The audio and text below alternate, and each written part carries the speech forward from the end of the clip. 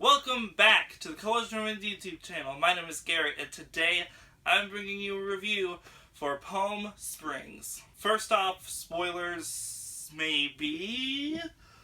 I might get into spoilers. I'm going to try not to, though, but I would rather you just watch this movie nonetheless without seeing what my face has to say about it. You go into this not knowing what happens, no plot details, have a fucking great time, and come back to see what I gotta say about it. Now, I tend to not like comedies because I find them egregiously unfunny, incredibly boring, and they're not really made well. Comedies are usually pretty cheap to make.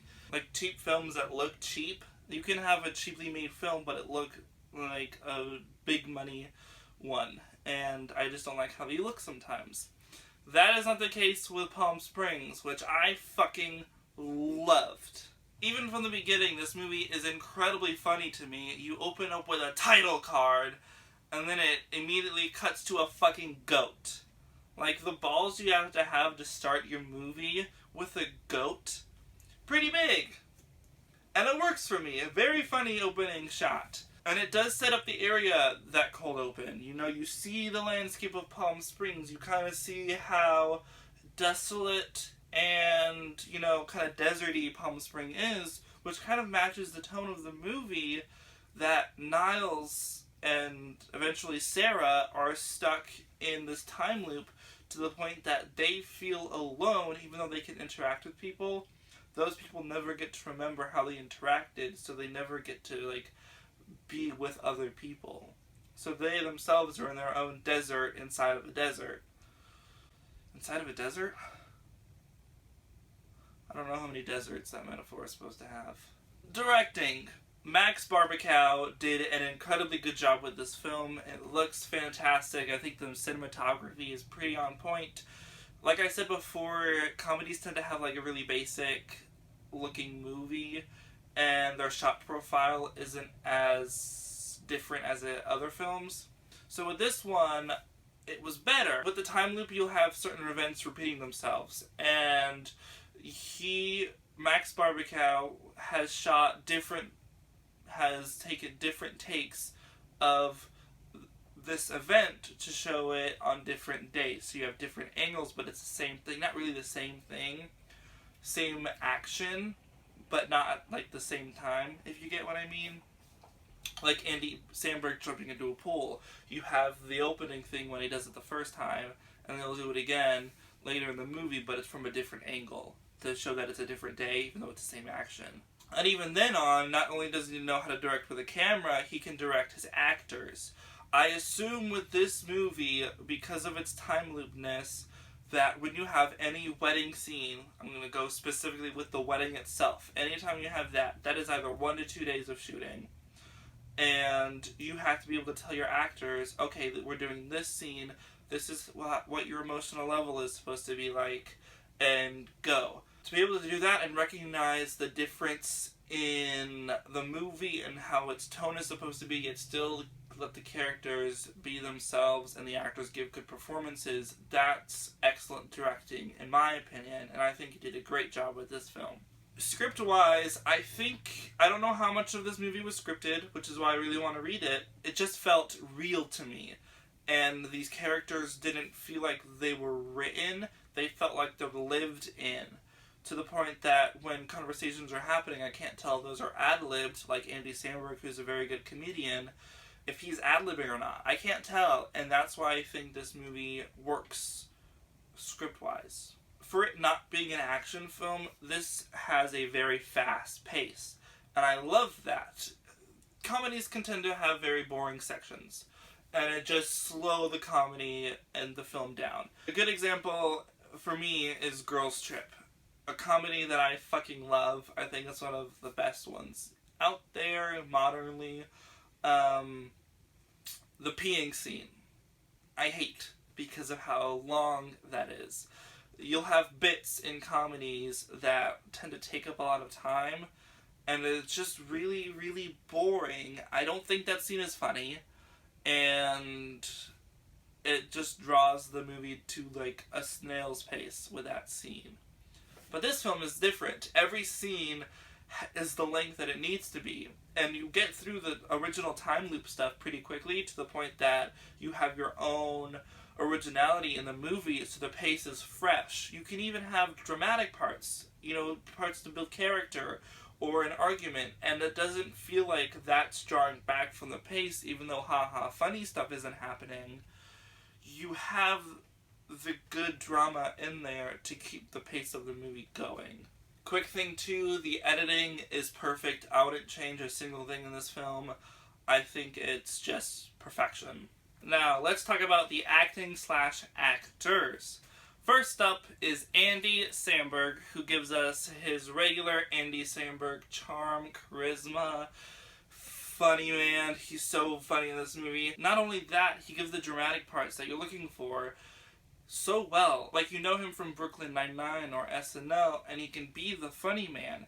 And in this, when he's arguing or being open, and he's just perfect. It's a very good performance. Now, Cristin Milioti, I haven't seen on screen for a while. Wolf of Wall Street was in 2013. I think around then was How I Met Your Mother. I could be wrong about that. I don't remember the dates for the years that was on.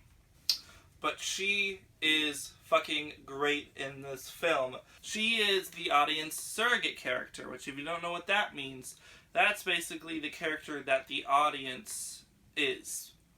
So so in her case, she asks the questions the audience would ask. She does the things the audience would do.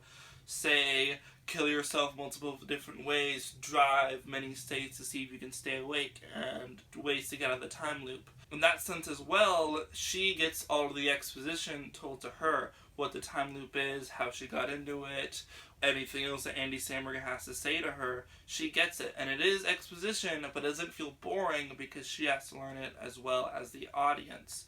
So it makes sense for that exposition to be there, and it doesn't get boring. Her acting, fucking great. I really loved it. She's really funny in this movie. J.K. Simmons is in this movie as well, and boy God, I forgot he was in this movie. So when he popped up, ooh, it was a delight. And I'm gonna leave it at that. He's fucking great in this film. It was also nice to see Veronica and Superman from the CW given the chance to be different roles. Not to say that Superman Tyler Hoechlin is bad as Superman. I actually enjoy his Superman in the CW Arrowverse. I think it's really, really good.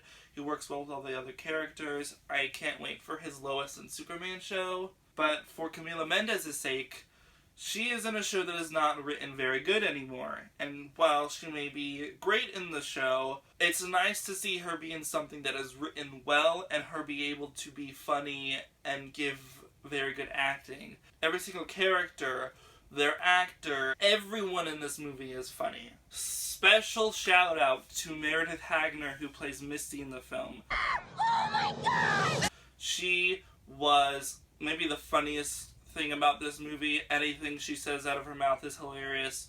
My favorite scene in the film is where Andy Samberg has gone through the time loop enough to where he knows what people would say when and how they would react to things. So he is saying the exact same thing Misty is saying at the same time, and it's such a laugh out loud scene to the point that I was almost crying because of how funny it was. And she's just fucking great in the film. So the time loop stuff. People are going to talk about how it's filled with cliches and how it's like Groundhog Day and everything, which you can't really escape that. Groundhog Day is the famous example, and I think this film should be added to that. The time loop stuff works so well. Even from the beginning, like, if you know what the film is about, you know we're already in a time loop. But if you don't, Andy Samberg's character relays you that subtly. He'll go like today, tomorrow, yesterday, it's all the same, and other things he'll know. Like, you see him walking through people and being able to interact with them because he perfectly knows how everything is going to go that day. And then you start getting into the cliches of the stuff. And I think it works perfectly. So I don't fault the movie for that. Because it's what your movie has to be about. You have the time loop stuff. And sure, you also have the romantic comedy side of it all, and then the short science fiction part of it. And all three of those things together, I think, are just really, really great in this film. So maybe if I had to pull a negative out of this film, I think there are too many montages. I enjoyed every one of them. And they're useful because you have a lot of story to tell in 90 minutes. And this kind of quickens it up. It kind of gets through the things that we know would normally happen in a time loop film. So I can't fault the movie for that. I would say other people might fault it, but to me it doesn't impact the quality of the film at all. To the point that surprisingly I'm giving this film a 10 out of 10.